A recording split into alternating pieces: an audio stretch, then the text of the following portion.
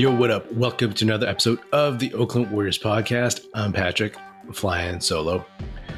So, to be honest, real quick, this is the second time I'm recording this episode because I just recorded 40 minutes worth of audio and video, a 40-minute episode, and it didn't record the audio. So it's just me like a mime. So I'm doing it again. I don't know if this will be 40 minutes because that took a while. And trust me, it was really good stuff.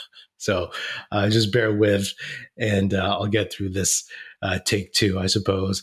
So the Warriors, they beat the Raptors 129-117 at home at Chase Center. They have a 2-game winning streak, and winning cures all so far, even if it's just 2 games back to back. The Warriors are now in 7th place in the West.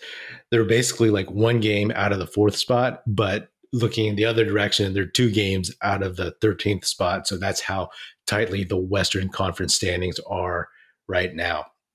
And, you know, this game was great. Was great just because, like, you know, they looked crisp eventually. They are now 1-0. I had said in the last episode that there are 10 games between now and the All-Star break.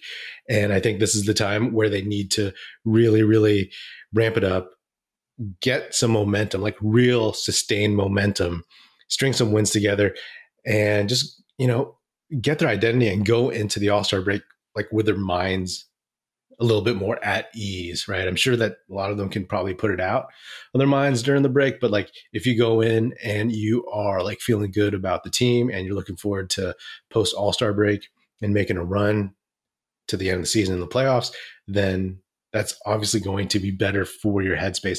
I said I would love to see them get to 7-3 in these final 10 games before the break, and 1-0 so far, 1-0, and they head out on the road to OKC on Monday. A bunch of good stuff in this one. I'll start with Donte DiVincenzo.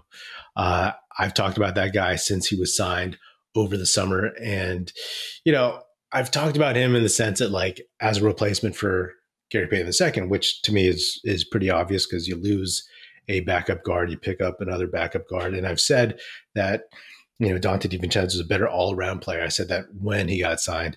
And it's not a knock on Gary Payton II. Love GP2, love what he did for this team. But, you know, in a way, it's like for some of those very, very knee-jerk reactionary voices after Gary Payton II went to Portland.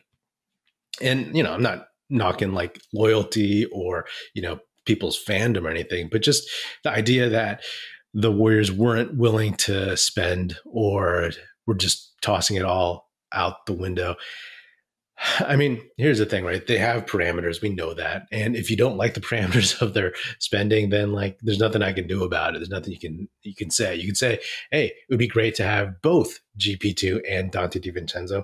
But let's face facts. Like if Gary Payton II was here, Donte DiVincenzo doesn't sign here, right? Like why would he sign and, you know, go to a place where there's a guy who's playing his role that he wants? You know what I mean? Like that doesn't make sense. So I'm not saying it's like I'd rather have one over the other at this point, but just knowing that there was hopefully a plan to see how everything plays out. Those are the folks I'm talking about. I'm not talking about anyone in particular, you know, nobody in particular, YouTube comments on Twitter or whatever, but just in general, because you saw a bunch of this stuff where it's like, oh, Gary Payton II, the Warriors are cheap. And that's not even letting all of free agency play out. But that being said, the guy was super solid, 33 minutes, 5 for 10 from the field, 2 for 5 from 3, 11 assists, a career high, 12 points plus 24.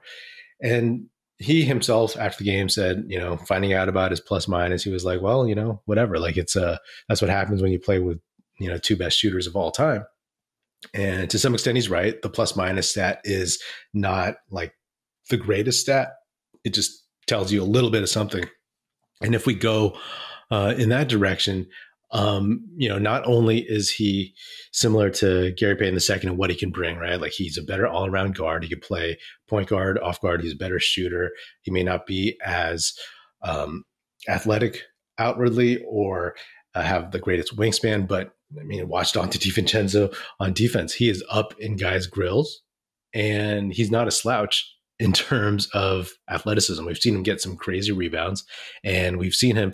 He's great around the basket. Like Gary Payton II, obviously more explosive of a leaper, but Donte DiVincenzo, one thing that he shares similarly with GP2 is that they have great touch off the glass.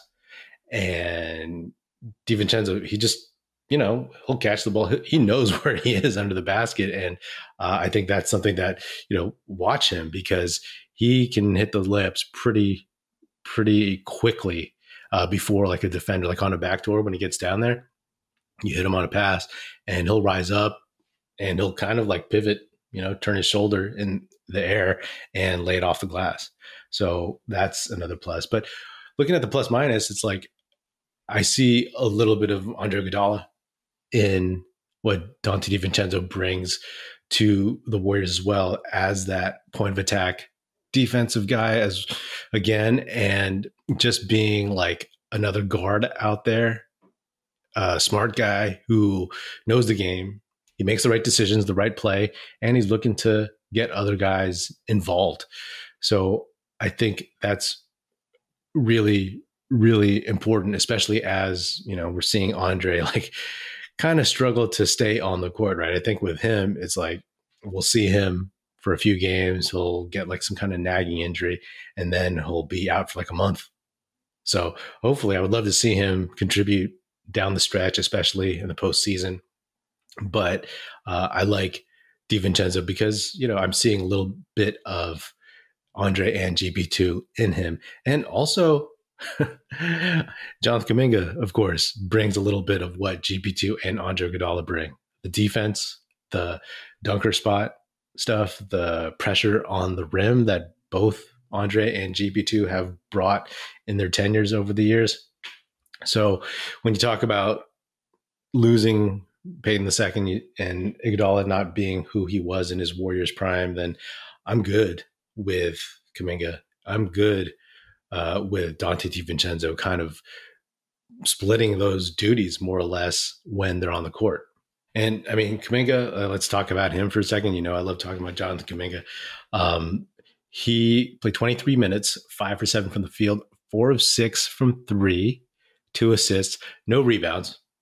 I mean, he was active, and there were times in watching this game like he should have had that rebound or he let another teammate get the rebound. But if you play 23 minutes, you should get at his size and his effectiveness, and as busy as he is under the basket, he should probably get like at least like 4 rebounds or something. He had 15 points plus 9. I'm not being nitpicky about that stuff because as I've said about Jonathan Kuminga, I think that with him and DiVincenzo, I've said since like November that the Warriors have found their 7th and 8th guys in the rotation and that they're solid. And with Kuminga, you can see it. I said in the last episode, could Kuminga possibly be the Warriors' second best player next season? And, that all really depends on a lot, like who's on this team next year, like who sticks around, how this team ends up. Like if they can win the title again, then, you run it back as much as possible. If they flame out, then maybe that's an excuse for the front office and ownership to make some wholesale changes. But with Kuminga, it's not so much that I think he's going to be better than everybody else besides Steph in every other category, but like just overall what he can do. I mean, you see him, right? Like we've talked about it for like a couple of years now, that guy can play all 5 positions on defense, right? He can play small bigs. He can play small ball centers and probably, get some minutes against regular size centers, right? We've seen him do that here and there. But how many guys can actually do that? Like legit guard Kyrie, guard Ja Morant, and then turn around, guard Pascal Siakam, Scotty Barnes, Chris Boucher, right? This Raptors team, not a very big team. Pascal Siakam was basically their center. So, this game showed that the Warriors can score in the paint against smaller teams, against small ball centers. But with Kuminga, he can do all those things. And if he can lock down his 3-point shot, his mid-range shot, then, I mean, that just makes him so much more dangerous because, of course, that opens up his driving lanes. And if guys can't sag off him anymore, then he has options, right? Like his handle still needs to be tighter. And yes, decision-making and counters and all that stuff. We know all that. And that's part of the development. But like, he's not going to be 4 for 6 and hit 4 3-pointers in a row at the end of quarters, but it's not like some random aberration, right? Like his stroke is good. And I've been saying that for a while. He had a hitch in his stroke when he first got to the league, but they got rid of that early in his rookie year. His motion is sound. It may not be like as pretty as like Klay Thompson's, but it's a solid motion. And he works on his shot. He works on his craft. And, like the mid-range, right? I remember reading or hearing a report his rookie year that he was watching a lot of Paul Pierce tape. Paul Pierce made a living shooting mid-rangers from the elbows. And if Kuminga can add that, as well as a more consistent 3, I mean, those are things that are just muscle memory and reps, right? It's not like a broken shot. I mean, I go back to last season. I kept saying he doesn't have a broken shot. He doesn't have a broken shot when everyone was saying like he's not a good shooter. I mean, you watch his free throws and his percentage may not be high, but like he only misses short and long. And those are signs of somebody who just needs to kind of like really, really drill in the reps and get that motion in his muscles so that it's just automatic. So if he can get that, it may take a while, right? He's got to shoot a bunch of shots over the summer, but it may take a while for him to get to like, 80% from the line, but it's within his future. I mean, he's 20 years old. Just as ridiculous as it is. I mean, he's a young 20. He just turned 20 in October. Think about where Steph, Klay, Draymond were when they were 20. They were all in college. I mean, Steph was having a hell of a time in the NCAA tournament when he was 20, but still, what Kuminga's doing at his age is really, really, really impressive. What I like about him is, I said this last episode, and it's just a reality. Like he's unafraid. He talks about wanting to guard the toughest guy on the court, whether he's a point guard who's mad quick with crazy moves and athleticism, or if he's like a big. So you love to see that. And again, how many guys can do that who guard 1 through 5? Maybe not a whole game at the 5, but can do it dependably. Like if he gets switched, you're not worried about it. I mean, that's Draymond Green. And I'm not saying that they're the same player. They're totally different players, that. But just that he has that in his mental and physical makeup at age 20 is really, really, really promising. Like, sure, maybe he won't be second best player on the Warriors next season, but argument could be made top 4 really, really simply if he keeps developing. And that's the thing. He has to keep developing, has to keep getting better. All those reports about him saying that he doesn't have a good work ethic. I mean, obviously I'm not in practices. I'm not in the facility, but it never seemed like that. And that's just the eye test of him wanting to be better and wanting to be great. And that's what you see in how he carries himself on the court. He's not looking for his. One of the things that I noticed when I keep talking about that Dallas game where he flipped the switch and everything slowed down for him, he just started playing and making smart plays, the right play, and playing intelligently, playing to win, instead of playing to stay on the court and instead of playing to put up numbers. Because he used to get the ball, and if it was open for a 3, he would jack it up like early in the shot clock, 20 seconds left. But now he doesn't. Invariably, he will get the ball, even if he's open, unless he has a clear driving lane. If he's open on the perimeter, he'll move the ball because he gets it. He understands that moving the ball can help you get not just a good shot, but a great shot, and that the ball will come back to him. He will get his opportunities. He'll get easier opportunities. You know what I mean? And it keeps the team flow going. And I think that's a concept for a guy like him, as talented and honestly as cocky as he is.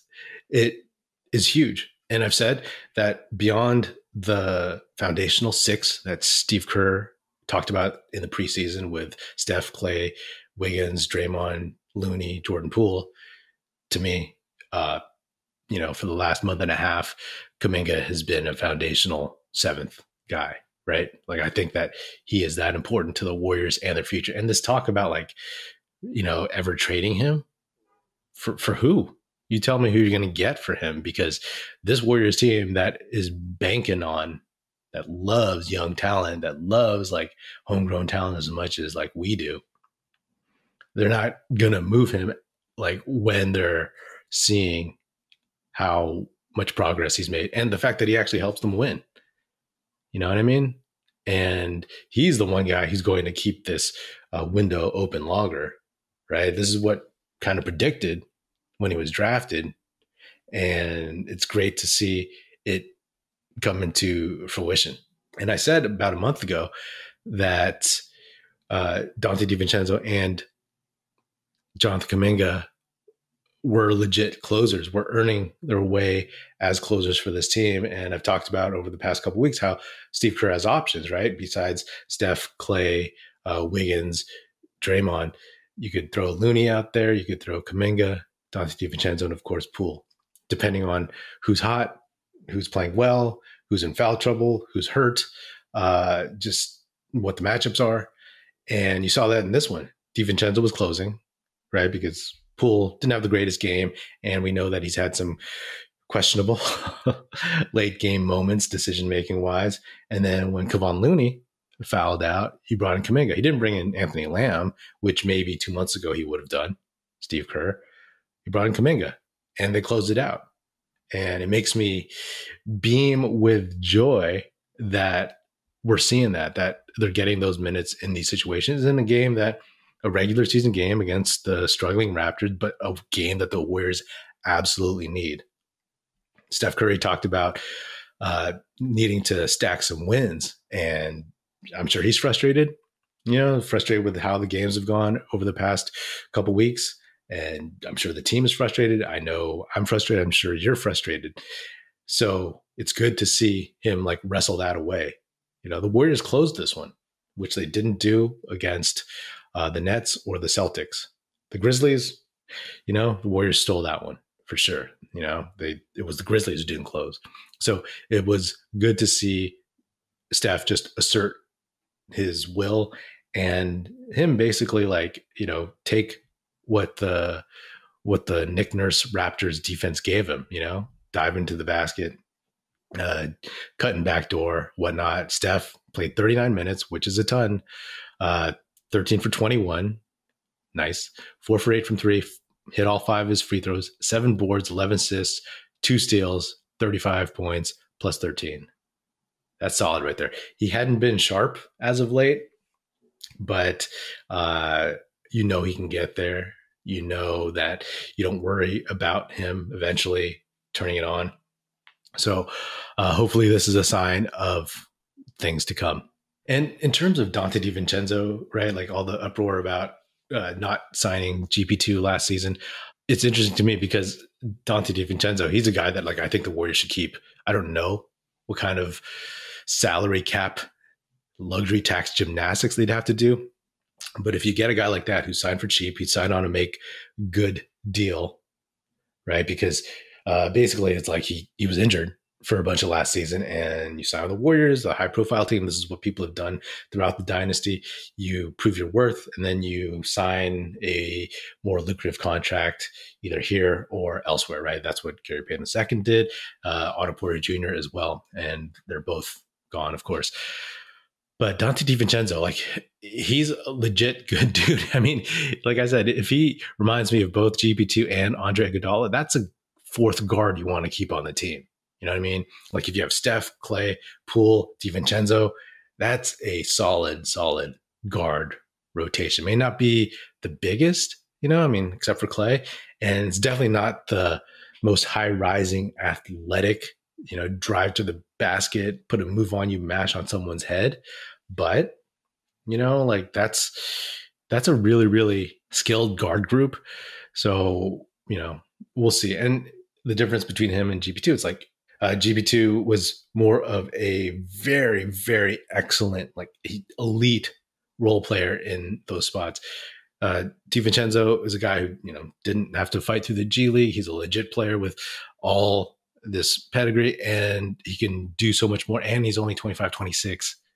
So you're getting a guy like in his prime who can grow with Poole, who can grow with Wiggins, who can grow with Kuminga. You know what I mean? And with as much youth that's on this team, you need more of those guys in that age range, right? You need a guy like, who's like Looney's age, Wiggins' age, Poole's a little bit younger, but still in that range. So I think he's an important piece to have. I mean, you got to throw in Ryan Rollins, who the Warriors have signed for a while, who I like. You notice I don't mention Moses Moody just yet, because as much as I think Moody will be a great player, a solid NBA player, it's rough. And as I've mentioned in the past, it's like he doesn't do anything right now that's better. He doesn't, like, everything that he does well, somebody else on the roster does better right now. So if you want shooting, you bring in somebody else. If you want defense, you bring in somebody else. If you want a ball handling guard, you're definitely bringing somebody else in. You know what I mean? And I've talked about also in the past how, if the Warriors are looking to the future and trying to figure out, because, are you going to sign all these young dudes to extensions? Maybe Moody's a guy you move off from, right? Because to me, Patrick Baldwin Jr. has moved ahead of him in terms of like the future rankings for the Warriors and who's important to them in the future to keep.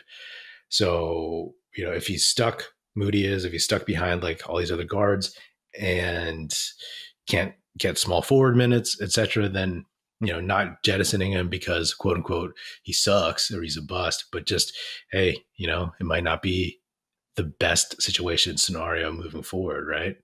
Like, hey, if Rollins is gone, if DiVincenzo signs somewhere else, then yeah, Moody has a spot there, right? But right now it's like DiVincenzo might be the guy that I lean towards, even though he's shorter, shorter wingspan as well. But just overall, like, would I rather roll into next season with DiVincenzo or Moody? Of course, again, it depends on what happens to the Warriors and the direction they go in. Like if they're running it back, or if it's like, okay, let's reset, let's reset completely. Then, who knows? Who knows how it goes there? James Wiseman was active for the second straight game, and for the second straight game, he did not play. It's unfortunate because I think it's been exactly a month since he played, like maybe December 28th or something. And it's unfortunate because, like, there's all this chatter for him to be traded. And I think there's a lot of people who aren't as vocal on social media and whatnot that understand that he's had a star-crossed career, that he's good. And every time he shows some flashes, he gets hurt. That stinks, right? But that he's not like a terrible basketball player. He's not, again, no knock on O'Donnell Foyle as a person, but like that was a guy who didn't know how to play basketball, right? If you think that's James Wiseman, go try to find highlights of O'Donnell Foyle. That's a guy who had to basically build from the ground up in terms of understanding the game. Wiseman just, needs to be better. Absolutely. But he was showing it. And if you move Wiseman now, I mean, you were going to sell low on him no matter what. But if he's finally starting to turn the corner a little bit, then that would be a big shame to me. Also, it's like, imagine how much better he could have been if he had been able to play the past few weeks. Yes, there's a lot of what ifs in his career. What if he never got hurt? What if he never tore his meniscus? For some people, what if he never got drafted? But, the ankle isn't like a catastrophic injury. So can he give you what you need? And also JaMychal Green. I mean, we talk about Wiseman and the trade chatter or moving off of him. Hey, the need for a center also implicates JaMychal Green's lack of effectiveness. And he's been decent last couple of games, right? I'm surprised he didn't play against the Nets. They could have used him, but he played well in this one. 16 minutes, 3 for 5 from the field, 1 for 3 from 3, hit all 3 of his free throws, 6 boards, 10 points. So if he can bring that consistently, then it's like, he's not the biggest center, but then maybe you can bring in Wiseman for that. So if JaMychal Green can give you 10 to 15 minutes a game solidly, and then that puts less pressure on Wiseman, maybe Wiseman give you 5 to 12, right? You may say like, that's terrible for a number 2 pick, but his career, look at it in context. You know what I mean? It's like, I can't convince anyone if they are already of the mindset like Wiseman stinks, get rid of him. Like that's beyond conversation. But if you're on the fence and you're like, man, we got to just cut ties and move on, then who can you get that guarantees the Warriors will be the front runners, right? Because they've lost a couple games, the Celtics and Nets games specifically, because of the starters. The starters couldn't close, and they know they weren't closing. They know they got to be better. But that's not because they didn't have a backup center. You can make the argument that, like, hey, if they had a better backup center, then they run away with those games. But guess what? JaMychal Green was available for the Nets, and he was out versus the Celtics, so now he's back. Right? Those games were within the Warriors' grasps. It wasn't on the benches. It wasn't on injured James Wiseman. So if you want to give up on Wiseman now for someone that guarantees that the Warriors are a top 4 team, then I'm definitely open. But to me, it's like, hey, if the Warriors have closed out those games, they're on a 6-game winning streak, and everyone's like, yeah, okay, some of these anti-Wiseman people might be converts or, straddling the fence people. Hey, let's give the kid a chance. We're doing good. We won a title without him last year. We'll win a title with him giving 5 to 12. Maybe. Maybe this is good vibes from a win, but this is also just like, I want to see the kid have a chance. And I think he could be much better next year because, it's funny, like I forgot to mention after the Grizzlies game that one thing I wanted was that I really wanted to see Kuminga and Wiseman play against the Grizzlies, because what I remember from that play-in loss a couple seasons ago was that the Warriors, obviously decimated by injuries, rolling guys out there like Brad Wanamaker, they were not athletic and they were quote unquote old on the way out, which is what gave the Grizzlies all their like strange overconfidence in what they were going to become. So what I wanted was like, I want to draft guys who are young and athletic, and they got that in Wiseman and Kuminga. Obviously, Wiseman, he played decently. I mean, that was a really good game for him on Christmas against the Grizzlies, but he hasn't like popped obviously the way that Kuminga has. But like seeing Kuminga in that Memphis game is a near 2-year journey for me to see something like that, because Kuminga and John Morant were the most athletic dudes on that court at any given time, right? And that's a big deal because it was all about the Grizzlies being young and more athletic and up and coming. But now you have Kuminga, who is younger than most of their players, most of the Grizzlies players, and he's more athletic than most of the Grizzlies players. Like seeing him rise up over Desmond Bane was awesome to me. I always talk about how he's such a fast riser, like really, really fast. I mean, Desmond Bane is shorter and has short arms, but Kuminga just rose up over him. And then the offhand, the lefty dunk past Brandon Clark. I mean, that was a thing of beauty. Brandon Clark is big and athletic, right? He's an athletic dude for his size. And Kuminga literally looked like he flew past him, Brandon Clark went for the block over his head, and Kuminga had the ball in his left hand far away from the block and just mashed it in with room to spare. So that was very, very satisfying for me. And I hope to see that from Wiseman. Again, pie in the sky type stuff, but like this is hopefully the trend. The Warriors, like I said, they got to put together a run. They got to put together a run and really, really just get some of these wins. Like 7-3 would be a godsend to me. That would prove to me that like the Warriors that we've been imagining, that we've been hoping for, that they exist out there, and that this could actually, they can just really just flip the switch. I mean, look at the Grizzlies. They're on a 5-game losing streak. It's not about peaking in January. It's about peaking in March, April, into the playoffs.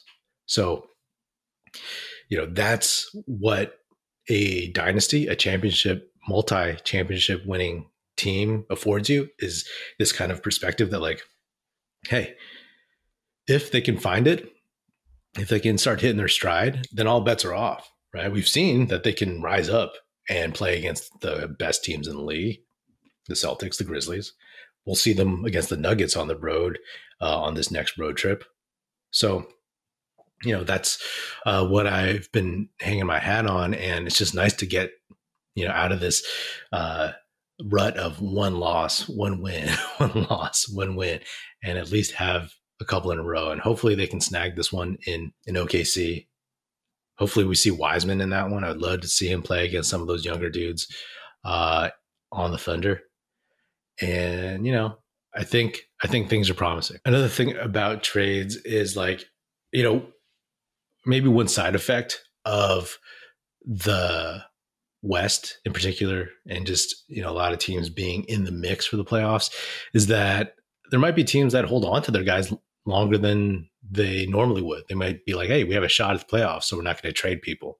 Or there might be teams that are like, oh, we're a piece or two away.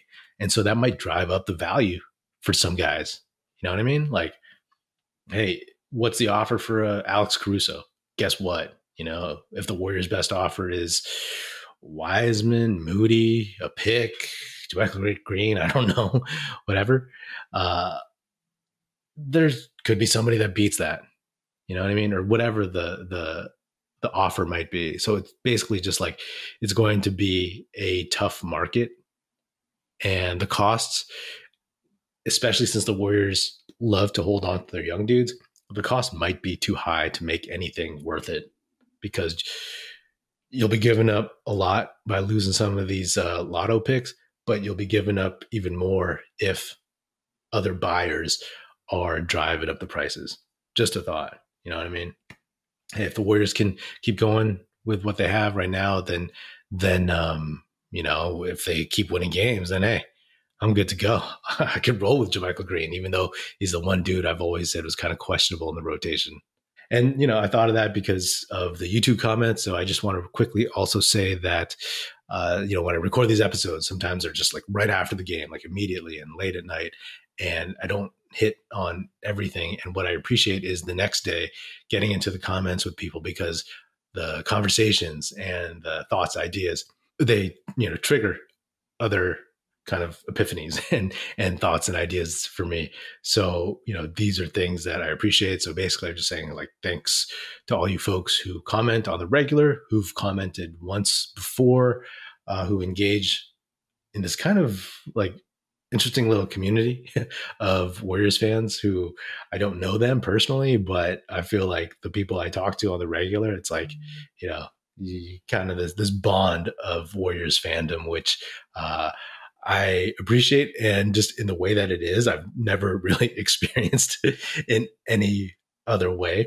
And so, and if you wanted to comment and haven't yet, please do join the conversation, because it's a lot of fun for me and hopefully y'all out there. And one final thing, it came out that the Memphis scorekeeper might be fudging stats in favor of Jaren Jackson Jr., like giving him better defensive stats like steals and blocks. I think it's almost like double. He has double the amount of steals and blocks at home than he does on the road. And it's interesting to me because I don't watch Jaren Jackson Jr. that much. I think he's a really good player, but just don't have time to watch a lot of Grizzlies games. But, all the chatter about him being the leading defensive player of the year candidate, and always seeing him basically foul out or get into foul trouble against the Warriors. Like, it's just weird to me that like a defensive player of the year can foul out so much, right? Because isn't part of the art of defense like not fouling out and being smart and crafty? Am I just spoiled by like Draymond Green, who doesn't foul out that often, gets ejected more than he fouls out? So just a thought. And if it is true that Memphis, the scorekeeper, is fudging these stats, that's just pointless, man. That's wrong. You know what I mean? Because you're getting also into people's pockets, because there's incentives tied to defensive player of the year awards. There's incentives tied to, all defensive teams. So that's just kind of sketchy. And like, there's no reason to do it. Like, he's a fine enough defensive player, but to do something like that, especially in this day and age, in the internet age, when people are watching, there's always people watching for all these little things. So, if you're going to do it for a whole season, eventually you're going to get caught, because someone's going to look at the stats and be like, man, he seems way better at home than he does on the road. Anyway, that's all I got right now. I'll catch you all after the OKC game.